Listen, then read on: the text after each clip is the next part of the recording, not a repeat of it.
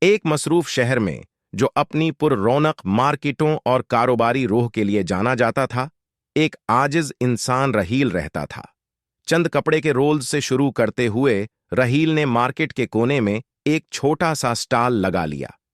اس کی ایمانداری، محنت اور معیاری چیزوں کی پہچان نے جلد ہی اس کو ایک وفادار گاہکوں کا حلقہ عطا کیا۔ وقت کے ساتھ رحیل کا کاروبار پھلنے پھولنے لگا اور اس کا سٹال ایک کامیاب دکان میں تبدیل ہو گیا جو عمدہ کپڑوں سے بھری ہوئی تھی۔ جیسے جیسے رحیل کی دولت بڑھتی گئی، اس کی امنگیں بھی بڑھنے لگیں۔ اس نے پورے علاقے میں سب سے بڑا کپڑے کا کاروبار بنانے کا خواب دیکھنا شروع کر دیا، مگر کامیابی کے ساتھ ساتھ رحیل کی فطرت میں بھی تبدیلی آ گئی۔ جو کبھی عاجز اور منصف تاجر تھا، وہ اب لالچ کا شکار ہو گیا۔ رحیل نے منافع بڑھانے کے لیے دھوکہ دہی شروع کر دی۔ اس نے سستے اور ناقص مواد خریدنا شروع کر دیا، مگر انہیں اسی مہنگی قیمت پر فروخت کرتا رہا۔ اس کے گاہک، جو ابتدا میں اس دھوکے سے ناواقف تھے، بدستور اس کی دکان پر آتے رہے۔ اس کی شہرت کے لالچ میں رحیل کی دولت تیزی سے بڑھنے لگی اور وہ ایک عیش و عشرت کی زندگی گزارنے لگا۔ مہنگی گاڑیاں، ایک عظیم الشان حویلی اور شاندار تقریبات میں ملوث ہو گیا۔ ایک دن رحیل کی ملاقات ایک نوجوان درزی سے ہوئی جس کا نام امان تھا، جو باریک بینی اور کاریگری میں ماہر تھا۔ امان نے رحیل کو ایک نئی لائن کے اعلی معیار کے دستکاری کے لباس پر تعاون کی تجویز دی۔ رحیل نے اس موقع کو دولت بڑھانے کا موقع سمجھ کر منظور کر لیا، مگر ایک پوشیدہ ارادے کے ساتھ۔ اس نے امان کے ڈیزائنز کا استعمال کیا اور اعلی معیار کے مواد کی جگہ سستے مواد استعمال کر کے منافع بڑھانے کی کوشش کی۔ جب نئی لائن لانچ ہوئی تو ابتدائی طور پر اس نے بڑی توجہ حاصل کی۔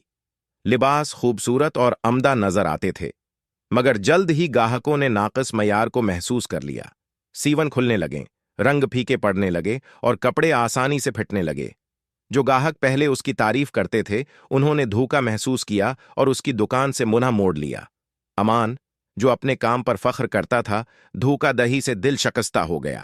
اس نے رحیل کا سامنا کیا، جس نے تکبر سے اسے رد کر دیا۔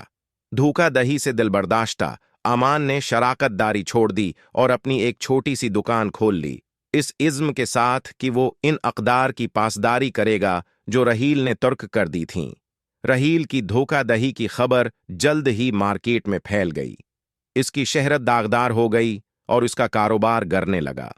وفادار گاہک جو پہلے اس کی تعریف کرتے تھے، اب دوسروں کو اس کی دکان سے دور رہنے کی نصیحت کرتے تھے۔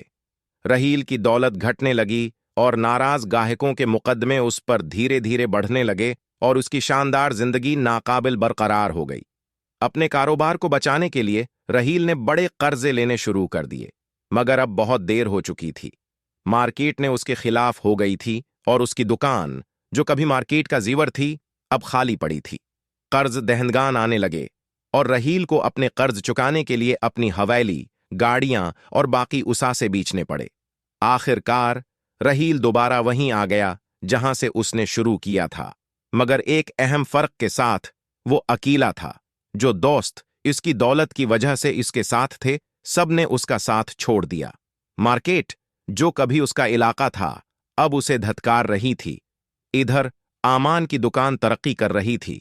اس کی معیاری اور ایمانداری کی وابستگی نے اسے شہر والوں کی عزت اور وفاداری دلا دی۔ رحیل دور سے یہ سب دیکھتا رہا، اپنی زندگی کے سفر پر غور کرتا رہا۔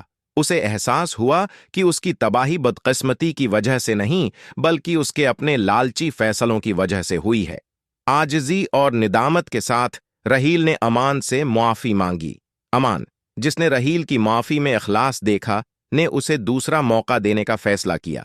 اس نے رحیل کو اپنی دکان میں ایک معاون کے طور پر ملازمت دے دی، اس شرط پر کہ وہ ایمانداری اور معیاری اقدار کی پاسداری کرے گا۔ رحیل نے خوشی سے یہ موقع قبول کر لیا، اپنے آپ کو سدھارنے کی موقع کی قدر کرتے ہوئے۔ محنت اور حقیقی کوششوں کے ذریعے رحیل نے آہستہ آہستہ اپنی زندگی دوبارہ بنائی۔ اس نے مارکیٹ کی کمیونٹی کا اعتماد دوبارہ حاصل کیا، نہ کہ ایک امیر تاجر کے طور پر، بلکہ ایک ایسے شخص کے طور پر جس نے اپنی غلطیوں سے سیکھا اور دولت پر دیانت کو فوقیت دی۔